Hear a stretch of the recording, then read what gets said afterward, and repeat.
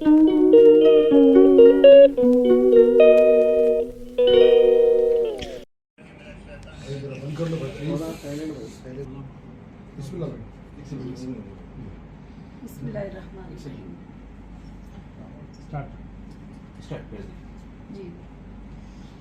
आज का एक कॉन्फ्रेंस का जो मकसद है खास कर से ये है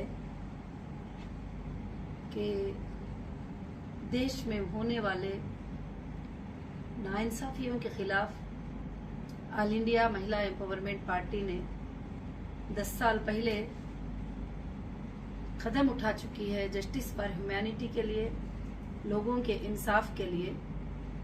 उसके लिए काफी तकालीफों को बर्दाश्त करना पड़ा, काफी इल्जामों को सहना पड़ा, काफी चीजों के लिए ये करना पड़ा। मगर खासकर से आज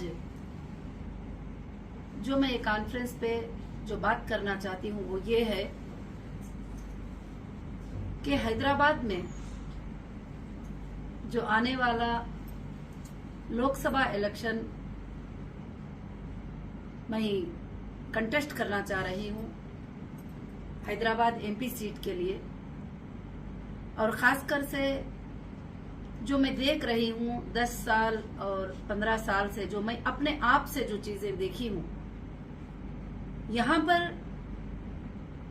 डेवलपमेंट के लिए, हमारे यूथ के डेवलपमेंट के लिए, महिलाओं के डेवलपमेंट के लिए जो काफी कमी है उसको दूर करने के लिए ये इलेक्शन में कंटेस्ट करना चाहती हूँ।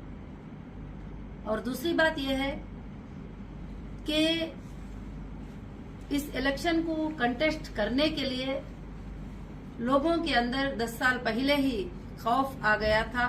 आप सब इसको जानते हैं कि कई तरह के एफआईआर किए गए, कई तरह का अरेस्ट किया गया, कई तरह से हमारी कंपनी को डैमेज किया गया, कई तरह के इल्जामें लगाए गए। आज भी कुछ यूट्यूबर कुछ जगह पर सोशल मीडिया पर बहुत सारे गलत सलत बातें सब कहते रहते हैं, मगर मैं आप सब मीडिया के जरिए, मेरे भाइयों के जरिए मैं यही मैसेज देना चाहती हूँ कि हमारा कहीं भी कोई रॉन्ग इंटेंशन, गलत इंटेंशन नहीं है। और खास कर से लोगों को तकलीफ ये है कि जब नौहीरा शेख अगर हुकूमत में आ जाएगी, पावर में आ जाएगी, तो अपने बच्चों को बच्चों की तरह देखेगी, अपने बहनों को बहनों की तरह देखेगी, और वो अपने यूथ को, अपने गर्ल्स को, अपने महिलाओं को जो है बहुत ज्यादा एम्पावर में लाएगी, और यहाँ के होने वाले नाइंसाफियों के खिलाफ वो एक स्ट्रांग लड़ाई लड़ेगी।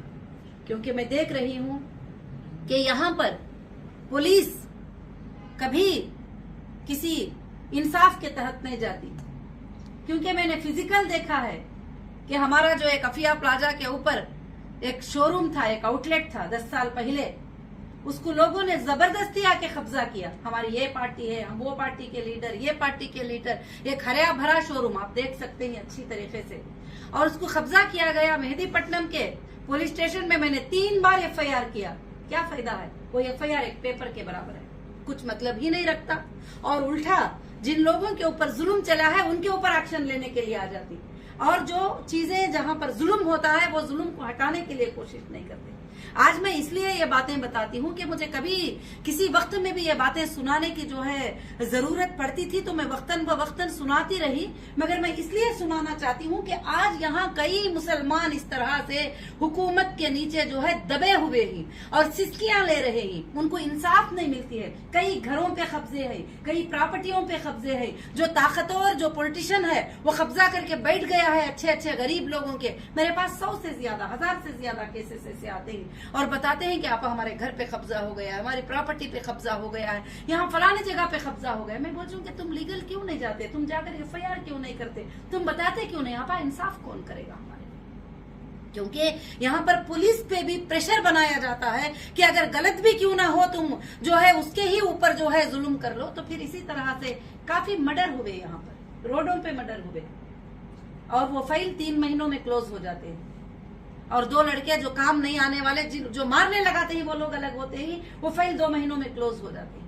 कई वक्फ बोर्ड के प्रॉपर्टियों पे कब्जा हुआ, कई वक्फ बोर्ड के प्रॉपर्टियां सेल किए गए और कहते ही मुसलमानों की बातें, मुसलमानों की मदद, कई वक्फ बोर्ड के प्रॉपर्टियों को जो है सेल किया गया, यहाँ तक कि कब्रिस्तानों के प्रॉपर्टियों को सेल किया गया, यहाँ तक कि बहुत सारे जुल्म जो है यहाँ पर हो रहे ही मुसलमानों के नाम पर। अगर आप सबकी साथदारी रही, आपकी आवाज मेरे साथ रही, तो इंशाअल्लाह ये इलेक्शन लोकसभा में कंटेस्ट करके और जीत के आपके जो ख्वाब है हैदराबाद के, उसको मैं सच करना चाहती हूँ। मैं पिछले दिनों में भी बताई थी, मैं वर्ल्ड सिटी को गोल्ड सिटी बना दूंगी, वर्ल्ड सिटी का नाम हटा दूंगी और वर्ल्ड सिटी को वर्ल्ड रखने का हटाकर मैं न्यू सिटी बनाकर जो है आप सबको जो है एक अच्छा प्लेटफॉर्म देना चाहती हूँ।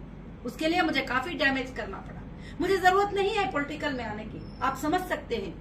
मुझे महलों से नीचे उतर के जाके जो है काम करने की जरूरत नहीं है, किसी के पास गाली खाने की जरूरत नहीं है, एक यूट्यूबर के पास एक बात सुनने की जरूरत नहीं है। मैं सिर्फ इसलिए पार्टी को लॉन्च किया कि मेरे ऊपर 2010 से लेकर जुल्म जब करते थे, ना मैं पॉलिटिशियन थी, ना मेरे बाप दादा पॉलिटिशियन ही, ना मुझे पॉलिटिक्स आती है ना आती थी।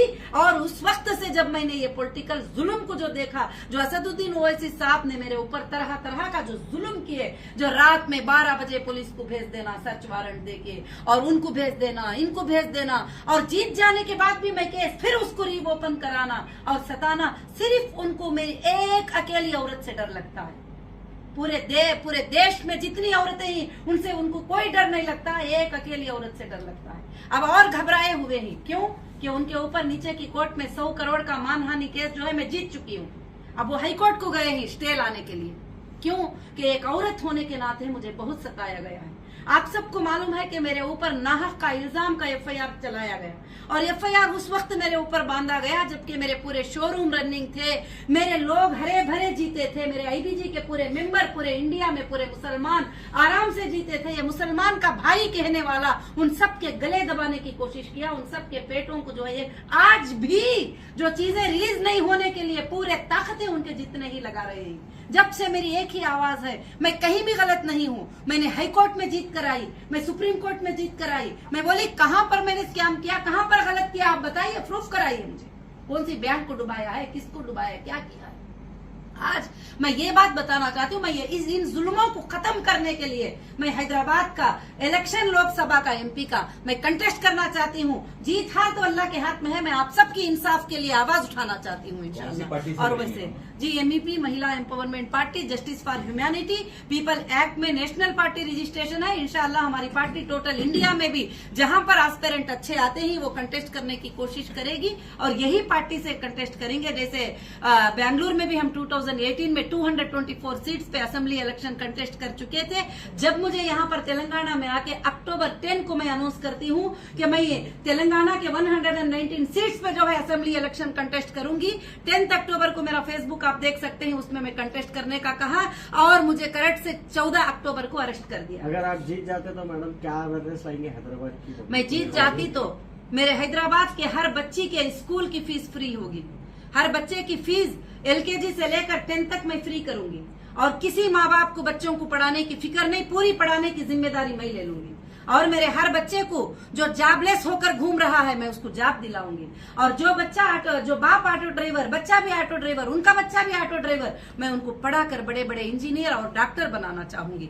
हर वो औरत बच्ची को मैं बहुत बड़ी पढ़ाई देना चाहूंगी। हर बेघर को घर दिलाने के लिए इंसाफ लाऊंगी और वो इंसाफ लाने के लिए स्टेट गवर्नमेंट से क्यों ना हो, सेंट्रल गवर्नमेंट से क्यों ना हो, लड़कर लाने की ताकत और पावर रखती हूँ। मैं उनके हुकूक को लाने की पावर रखती हूँ। अब ऐसा नहीं कि आज वर्ल्ड सिटी में कचरा जिधर पड़ा है कचरा वैसे ही पड़ा है, पुराना घर जैसा पड़ा है वो पुराना घर वैसा ही पड़ा है। अगर मच्छर सबसे ज्यादा कहीं पे है तो वही एरियाज में है जहां पर हमारे मुसलमान जीत कर कभी नजर नहीं डालते, कभी वो नालों पर नजर नहीं डालते, कभी वो बुरे गंदे रोडों पर नजर नहीं डालते। वो सब मैं क्लीन कराकर आपको एक सिंगापुर के जैसी सिटी बनाकर बताऊंगी और आपको इंटरनेशनल के जैसी सिटी बनाकर बताऊंगी। मुझे एक 5 साल आप सब मौका देंगे, आप मुझे ताकत देंगे। मुझे बहुत सारे धमकियां, मार देने के धमकियां, इलेक्शन में खड़े तो बहुत बहुत सारे चीजें और ऑलरेडी पहले दिनों में किए भी हैं, मगर मैं हिम्मत से आपके इंसाफ के लिए लड़ने आती हूँ। अगर मुझे मार भी दिए तो कोई परवाह नहीं है। आप सब आगे यूथ आ जाएंगे एक दिन फिर उठकर कि आप इंसाफ के लिए लड़ने आएंगे। जो हुकूमत 40 साल से चलाकर लोगों को धोखा दे रही है मुसलमानों के नाम पर, उन सबको हटाने के लिए मेरे नौजवान बच्चे और मेरे भाई और बहन सब के सब उठकर आएंगे तो मैं ये इलेक्शन जरूर कंटेस्ट करूंगी। आज का प्रेस कॉन्फ्रेंस का मेरा यही मकसद है कि आप सब मेरे साथ रहेंगे तो मैं लड़कर जरूर ये इलेक्शन जीत कर आपके लिए वर्ल्ड सिटी को मैं गोल्ड सिटी बनाऊंगी। यही मेरा वादा है। गोल्ड सिटी बनाने का मतलब तुम्हारे घरों में खुशियां, तुम्हारे बच्चों के घरों में खुशियां और तुम सबको आगे बढ़ाने के लिए मैं कोशिश करूंगी। मैडम, जैसा कि हीरा ग्रुप जो है तमाम जो है हैदराबाद सिकंदराबाद में यहाँ तक कि जो है इंडिया लेवल पे काफी बदनाम कर दिया उसको, तो आपको ऐसा क्यों लग रहा है कि आप हैदराबाद के अवाम आपको जिताएंगे बोल के? देखिए, जो बदनाम कर रहे हैं ना वो सिर्फ 10-15 लोग ही, जो मुझे प्यार करने वाले करोड़ों के लोग ही, उनको भी आप एक बार चेक करिए।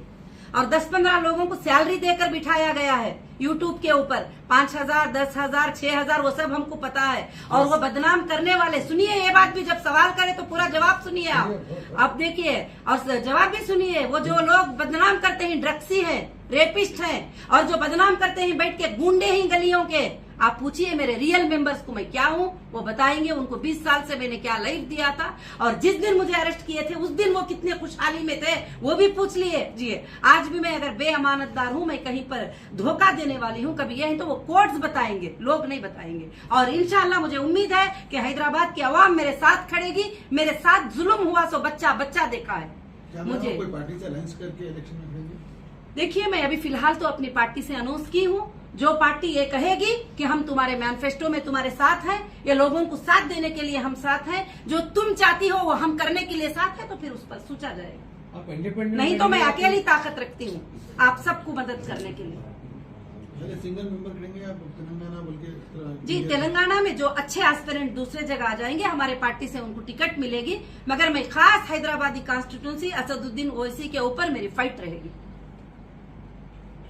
पुराने मैडम आपके जो केसेस थे खत्म हो गए? जी, सुप्रीम कोर्ट में पूरे केसेस जो है जमा है और बहुत सारे केसेस को हाई कोर्ट ने यहाँ पर खत्म किया है। और दूसरी बात, ये पॉलिटिक्स में आने के बाद जब दुश्मना हमला करना शुरू करी तो केसेस का सिलसिला जारी भी रहेगा, खत्म भी होगा, वो कोर्ट देखेंगे। और हम इंसाफ के लिए, जस्टिस के लिए फाइट करने के लिए देखेंगे। जो चीफ मिनिस्टर बन जाते हैं उनके ऊपर भी 100 केस होते हैं, क्योंकि जब रेवोल्यूशन लाना चाहते हैं तो दुश्मन भी उनके जो है 1000 बन जाते हैं, तो वो कुछ मतलब नहीं रखता। और केसेस क्या है आप सबको मालूम है, पेटी केसेस है, बेकार के 50,000 देना है, 7,000 देना है। मगर हीरा ग्रुप क्या है, कितना इनकम टैक्स पे करी है, लोगों को कितना पेमेंट दी है, कितने अच्छे काम करी है, कितने कॉलेजेस बनाई है और कितने बच्चों को पढ़ाई के लिए प्लेटफॉर्म खोली है, ये पूरा इंडिया क्या पूरा वर्ल्ड जानता है। एमआईएम्स के अगेंस्ट ठहरने की वजह कुछ जिद है आपकी या फिर? हाँ, जिद है क्योंकि एक औरत होने के नाते, एक उनकी बहन होने के नाते जब वो आगे बढ़ती है तो उसको दबाने के लिए, उसका गला दबाने के लिए तरह तरह की जो कोशिशें की हैं उस पर भी मेरी जिद है। और दूसरी बात जो है कि एक औरत को सताना क्या होता है वो तो मैंने कोर्ट्स में, लीगल में मैंने बता दिया है। मैं पीछे नहीं गई हूँ, मैं पीछे नहीं भागी हूँ कहीं पर भी, वो मैंने बता दिया है। आज जब पार्लियामेंट में महिला की रिजर्वेशन जो बिल थी, 34% की बिल, आप सब जानते ही उस बिल के जरिए कितने महिलाओं को हक मिलेगा, कितने महिलाओं को ताकत मिलेगी।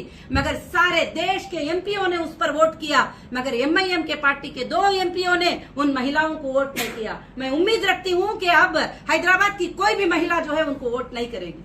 मैडम, एक छोटा सा सवाल है, आप जैसा बता रहे, मैं काफी केस मेरे ऊपर डालने के बाद में मैं जो है सबसे जीत के आगे ही बोल के, फिर आप जीतने के बाद में प्रेस कॉन्फ्रेंस क्यों नहीं रखे? और दूसरी बात यह है कि काफी लोग जो है हीरा ग्रुप वाले हमारे पैसे लेके भाग गए बोल के बोले, तो आप उन लोगों के जिसके भी मतलब जो भी मतलब पैसे लिए या नहीं लिए वो तो अदरवाइज है, मगर जिस किसी को भी आप जो क्लीन करे बोल के बोले उसके बारे में कोई प्रेस कॉन्फ्रेंस? देखिए, एक बात, सुप्रीम कोर्ट ने ऑर्डर दे दिया एसएफआईओ को और सुप्रीम कोर्ट ने कहा कि आखिर नोटिस दे दो, जो भी कस्टमर है वो वहां पर ऑफिस पर पहुंच जाए। मैं तो नाम आम हूँ, वहां कोर्ट स्टेप ले ली है। एजेंसी स्टेप ले ली है तो मैं कौन हो सकती हूँ? जो भी लोग जाना है, यूट्यूब में बोलने से कुछ नहीं मिलेगा, गली में बोलने से कुछ नहीं मिलेगा। लीगल जो कस्टमर होता है वो लीगल अप्रोच हो जाएगा। तो सुप्रीम कोर्ट ने सितंबर 31 आखिर डेट दिया था कस्टमर के लिए, जो भी आना है वो आ सकते थे। एक बार जी, आपकी पार्टी का नाम और पार्टी के क्या है? और मेरी आपका पार्टी का पूरा नाम जो है ऑल इंडिया महिला एम्पावरमेंट पार्टी है और उसका स्लोगन है जस्टिस फॉर ह्यूमैनिटी और शॉर्ट नेम है MEP जस्टिस फॉर ह्यूमैनिटी। मैं उसकी नेशनल प्रेसिडेंट हूँ। आपका पूरा नाम बोलिए। नौहिरा, डॉक्टर नौहिरा शेख है ji. Thank you so much.